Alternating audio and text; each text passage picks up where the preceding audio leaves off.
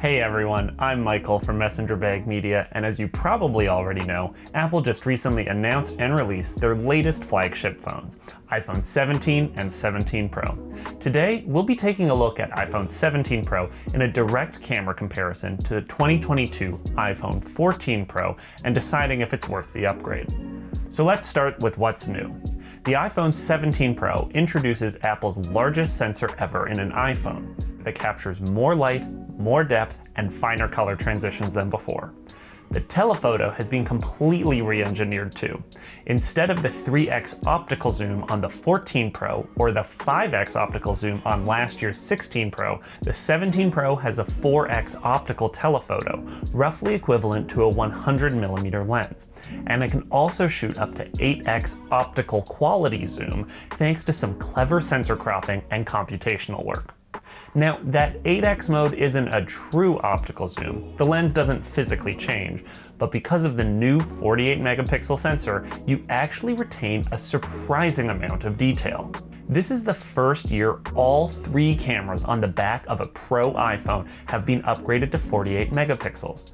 Previously, only the main camera was 48 megapixels, beginning with the 14 Pro. So when you'd swap to the previous telephoto lens, you could instantly tell the difference in quality between that and the main camera. Let's talk about photography, because for most people, that's where this camera is going to shine day to day. I got my iPhone 17 Pro on launch day and then immediately headed on a trip to the UK where I had terrific opportunities to get to use the cameras to capture some incredible moments around England. In good light, the photos are incredible. The dynamic range is noticeably better than the 14 Pro. You get more highlight detail in bright skies, and the shadows hold texture instead of going black. Skin tones have also improved a lot. Apple's color science feels more natural this year. When I compared portrait shots from the 17 Pro and the 14 Pro, the difference in tone and contrast was immediately obvious. The larger sensor also gives you a slightly more natural background blur, even outside of portrait mode. It's subtle, but it adds that extra sense of depth that makes photos look less phone-like. Though I think my favorite thing has to be the extended reach the 17 Pro offers. I no longer feel like it's a compromise to swap from the main camera to the telephoto lens. The range this phone offers is absolutely incredible. Here are some samples of me standing in the same spot and cycling through from the ultra-wide all the way through to the 8x. Just going from 1x to 8x, you can clearly see the difference this will make for people in everyday use. No more blurry or pixelated photos that look like an oil painting when you're at a concert. I cannot overstate the difference you will notice, specifically with the wide and telephoto lenses, if you are upgrading from the iPhone 14 or 15 Pro to the 17 Pro. Now, you obviously don't get the same physical bokeh or full frame separation as you would get in a professional mirrorless or DSLR camera, but as the saying goes, the best camera is the one you have with you. I normally don't bring my camera when I'm just out and about, so for handheld shots, quick portraits, or social content, I'm very impressed by how great these images look. I also super appreciate the ability to shoot 48 megapixel RAW files. You can edit these in Lightroom or other software, and they hold up surprisingly well under correction. When it comes to video, this is where the iPhone 17 Pro actually starts to feel professional.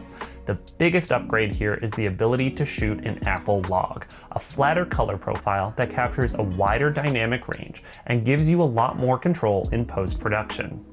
On the older 14 Pro, everything came out baked in. The color, contrast, and sharpness were all locked into the file. It looked good out of the box if that was all you were looking at, but it didn't give you any real flexibility for color grading or matching. Now, with Apple Log, the 17 Pro records footage that's flat and packed with detail, perfect for color grading. Apple Log was originally released with the iPhone 15 Pro, but with the new, larger, and better sensors on the 17 Pro, iPhone can arguably stand beside professional equipment. If you're looking to better understand what log profiles are, check out our video on Canon's C-Log 3.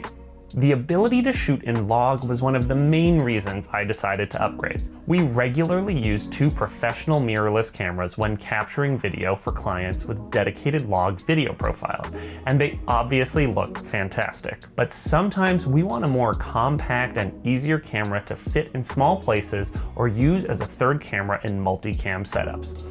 Not many cameras fit this niche. GoPros are often too fisheye, and iPhone video has always been overprocessed and sharpened to compensate for their incredibly small sensors.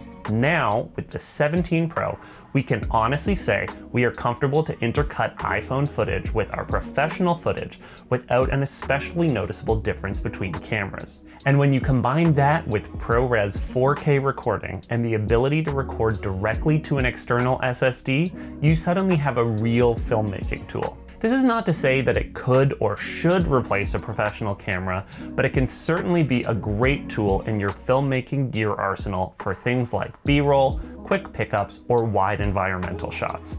In fact, we've actually been filming this entire video on the iPhone 17 Pro in Apple Log. Not too shabby. So how much better is it really than the 14 Pro? And why am I primarily comparing it to the 14 Pro? Well, for starters, the 14 Pro was the phone I was upgrading from, and I figure several other people will be looking for a direct comparison. Second, I feel there is enough of an improvement in those 3 years for the changes to really be visible to the average person. The 17 Pro produces cleaner images across the board, sharper edges, less noise, and smoother roll-off in highlights. Low light is where it really pulls ahead.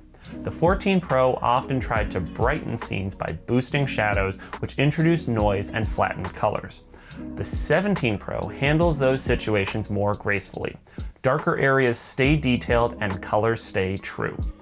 Video stabilization is another improvement.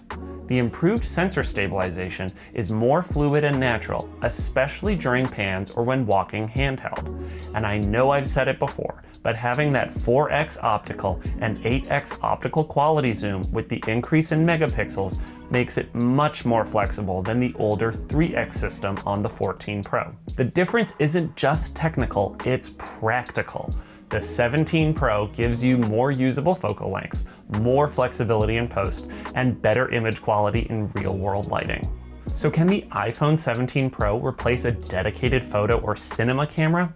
Of course not. The sheer size and physics of a full-frame sensor still win every time. But as a compact, flexible, and surprisingly capable companion, it's never been closer. As I mentioned, we've filmed this whole video on the 17 Pro rather than our usual setup with a Canon R6 Mark II. If you're upgrading from a 14 Pro, this is a big step forward, especially if you care about video and professional workflows. The improvements in sensor size, zoom flexibility, and log recording make this easily the best iPhone camera Apple has ever made. And if you don't care about some of those more professional aspects, just know this: the increase in resolution on all of the cameras, including the additional reach of being able to go up to 8x, is what you'll notice most. For creators, filmmakers, or anyone who just loves shooting, it's an incredibly powerful tool to have in your pocket. It also features far better battery life and in-body cooling systems than any previous iPhone, and it comes in the amazing, sexy cosmic orange colorway. What's not to love? Have you picked up the iPhone 17 Pro? How do you like its cameras? Which color did you choose? Let us know in the comments below. Check out these videos here, and if you found this video helpful, give it a thumbs up and subscribe for more reviews and tech tips. Thanks for watching, and we'll see you in the next video.